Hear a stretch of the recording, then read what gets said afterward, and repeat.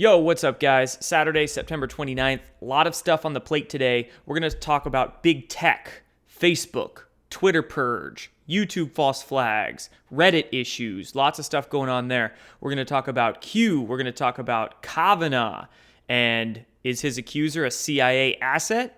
Maybe. We're going to look at that, and then we got a couple other things to talk about. So to begin, I actually want to start right here with Tucker Carlson and what he said on Fox News last night. So he was talking about Michael Avenatti and all of the false accusers that he's bringing forward. And check this quote out here. I'm going to reference at Corey Diggs' Twitter for it. She posted it, and that's where I saw it. Tucker Carlson said, "Perhaps another reptilian porn lawyer will come forward with another discredited client who describes fantasies of, I don't know, gang rape or human sacrifice or child trafficking. Maybe it will be a ritual satanic abuse this time." Mind you, he was saying all this stuff tongue-in-cheek, jokingly. But again, seeds, soft disclosure. Come forward with another discredited client talking about gang rape or human sacrifice, child trafficking, saying ritual satanic abuse live on air to millions of people. Reptilian porn lawyer? Like, are you kidding me? Dude, Tucker's got balls, man. And he is laying this out for so many viewers. This is huge, actually. And again, jokingly, but not so jokingly. It's amazing to see. I think we're going to see a lot more stuff like this, little soft disclosures being put out there by people like Tucker, maybe Hannity. Who knows what they're going to start saying. And now let's talk about big tech. So first of all, Facebook. I mentioned this in a live video yesterday. Facebook admits using two-factor phone numbers to target ads. For the past couple weeks, every single time I log into Facebook, it keeps asking me for my phone number for this authentication thing. I never did it.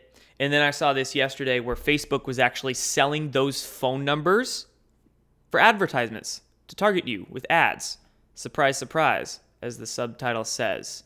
Not surprised at all. And speaking of Facebook again, so yesterday, Facebook got hit with a security breach that affected 50 million people.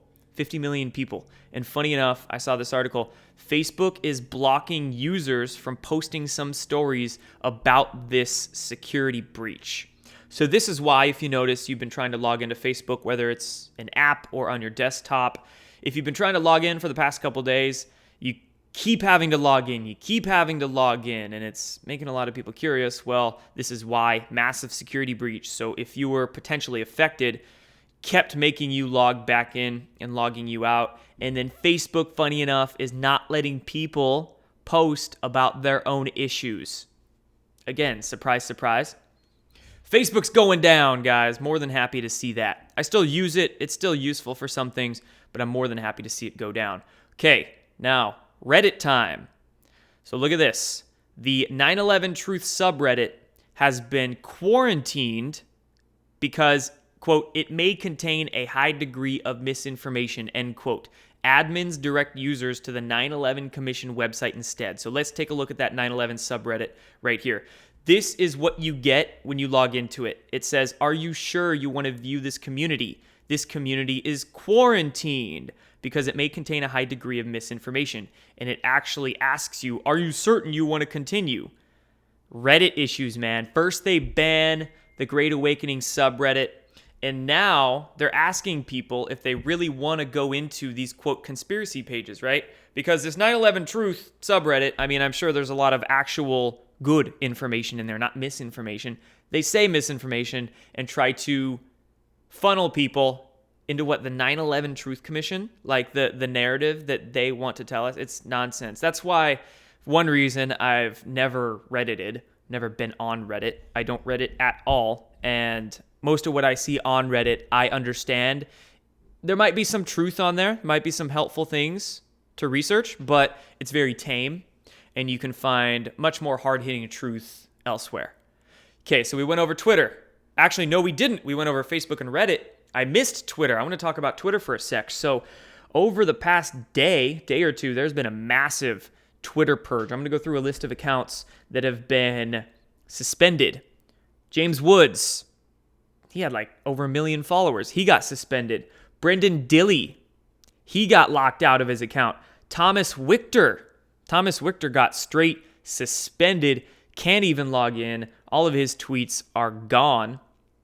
I saw Larry Schweikart get locked out of his account. It's still there, but he's locked out. Same with Brendan Dilley. Their accounts are still there, locked out. Thomas Wichter suspended. Another one that's suspended is an account by the name of Esoteric Exposal. I think they had 70,000.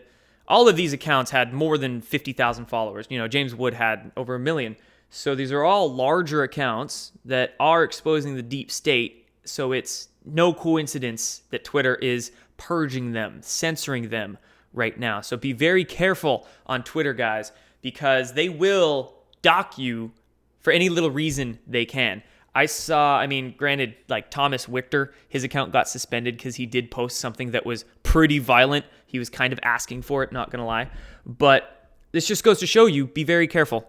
Be very, very careful, tactical, strategic with the truth you share and the way you share it, right? We don't want to be violent. We don't want to be angry and aggressive and not only cause more division and more issue than there already is, but give the moderators, whoever are on these big tech platforms, excuses to cut you, right? So again, be tactical, strategic with it. Okay, so Twitter, Facebook, Reddit. Now let's go into YouTube. So this came out on the Daily Beast yesterday.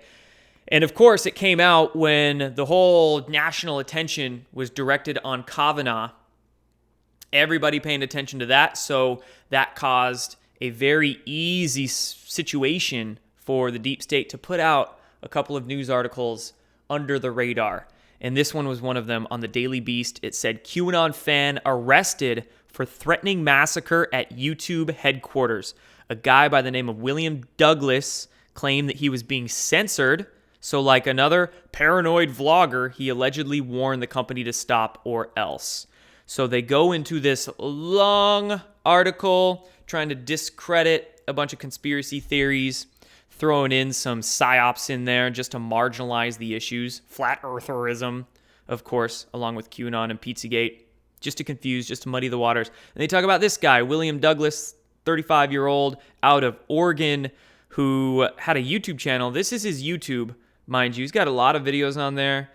He still posts about once or twice a week, and it looks like he's been doing it for quite a while. But granted, you can see his videos hardly get any views, can barely crack 100. And then this is his Twitter handle. Doesn't he, 30 followers, 61 following, not very active really on anything. But apparently, the Daily Beast, the way they were framing this argument, it made it sound like this guy was pretty popular. Despite racking up more than 400,000 views on his videos in fewer than 2 years, Douglas claimed YouTube was censoring him. And blah, blah, blah. And because he got censored, apparently he was threatening YouTube headquarters, and he had some weird obsession with the YouTube headquarters shooter, Nassim Agdam, I guess. I don't know how to pronounce her name, but it was the chick who looked like a plastic doll, remember? And then back in, I think, early April, it says here, she went into the company's California headquarters with a gun, shot a few people, and then killed herself. Yeah, well, this whole situation, this whole William Douglas situation, whether this guy was mind controlled, could very well have been, or he was just an unstable guy and very conveniently for them to be able to use this guy as a part of their narrative. Regardless, this is just counterintelligence BS right here. They're making up this story just to claim that QAnon fans, I like how they put that. He's a fan. He's a fan of QAnon. Well, of course, they're trying to marginalize the people who research QAnon, make them look crazy. Same thing like the Pizzagate shooter, whatever his name was, went into Comet Ping Pong last year, shot nothing, actually. He just shot a computer, and they arrested him. Same thing. Mind-controlled patsy, unstable dude, whatever the case is. They conveniently used him for their discrediting, ridiculing narrative just to make the people who look into these issues look crazy, look unstable, right? I've gotten 20 million views on my YouTube channel in less than 2 years and 150,000 subscribers, and I've been censored up the ass. I'm not unstable. I just laugh at it, right? They don't want to feature people like me and others who are very stable geniuses, right? In these articles because, of course, it brings legitimacy to the issue. Nope, they use people like this. So there we go. I'm actually surprised they didn't do this sooner. Took them 11 months into Q posting to actually bring forward this kind of scenario, this kind of psyop, right? Surprised they didn't do this sooner. Anyway, moving on. We're going to talk about Kavanaugh, a plane crash, a few other things in the rest of this video. But before that, just want to give a shout out to a sponsor of this channel in Virtual Shield. Virtual Shield is a VPN service. VPNs are really helpful if you want to encrypt your data, keep your data safe and secure when surfing the web. And not only that, but it's helpful in logging into different websites or getting access to things on the internet that you might be restricted from. Whether you don't live in the country or you've been blocked out of a website, you can actually change your IP address and log in from elsewhere, is what it looks like. So anyway, Virtual Shield, super special going on right now. You can get them for under $3 a month, and all you do is download an app for whatever device you want it on and use it there. So anyway, Virtual Shield, there'll be a link in the description to check them out. So now let's get into Q, and as I'm doing this video, there's a brand new post, so let's look at that. The truth is right in front of you, Q says, conspiracy label. We had the votes, swamp fighting back. Q keeps saying Red October. So whatever that might mean, we're still waiting for that nationwide emergency broadcast test from FEMA. I believe that's coming October 3rd now. And then we're waiting for Justice Kavanaugh to be confirmed. That'll be in October. So I think October is going to be a very turbulent month, very intense month. I think a lot of stuff is going to break open. And basically the theme, there's been a lot of Q posts over the last few days. I'm not going to go through every single one, but the theme is Kavanaugh. So let's get into talking about Kavanaugh. Now, Zero Hedge reporting that Kavanaugh vote delayed 1 week as Trump orders a new FBI investigation. Man, it was a shit show yesterday, wasn't it? This happened, and then that happened, and this surprised people, and then that surprised people. It got to a point where I just had to disconnect from it all because it was way too intense. I'm like, oh man, it's gonna end up how it ends up. I can't even deal with following this right now. But looks like the vote is delayed, and this upset some people at first, but then again, 4D chess. Think bigger picture with here, right? So if the FBI actually looks into this situation, some sources are saying that, some articles are saying that the FBI investigation is going to be real quick. Some people are also looking at the fact that, well, didn't Dr. Ford testify in front of Congress under oath? So if she testified under oath and the FBI investigates anything, well, potential perjury, potential lying under oath there, maybe, and then if this is a actual false accuser and the FBI does investigate, what else can get brought to the surface? You see what I'm saying? So it could be some positive things gleaned from this. Regardless, I'm not worried. I'm still trusting the plan, as we can say. And let's take a look at the accuser, Dr. Ford.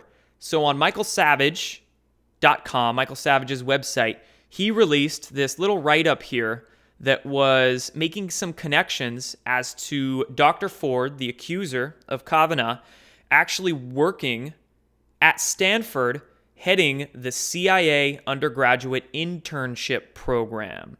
And not only that, but I believe her brother has some sort of connection, second or third degree connection to Peter Strzok, the FBI, a guy who's out of the FBI now.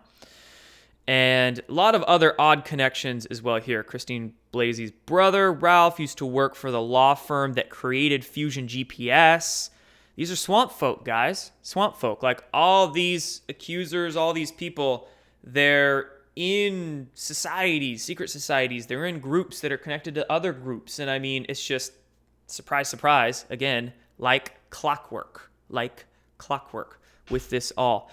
And once this started surfacing yesterday, spreading like wildfire on the internet, we saw Media Matters right here, MediaMatters.org, serving up a David Brock special.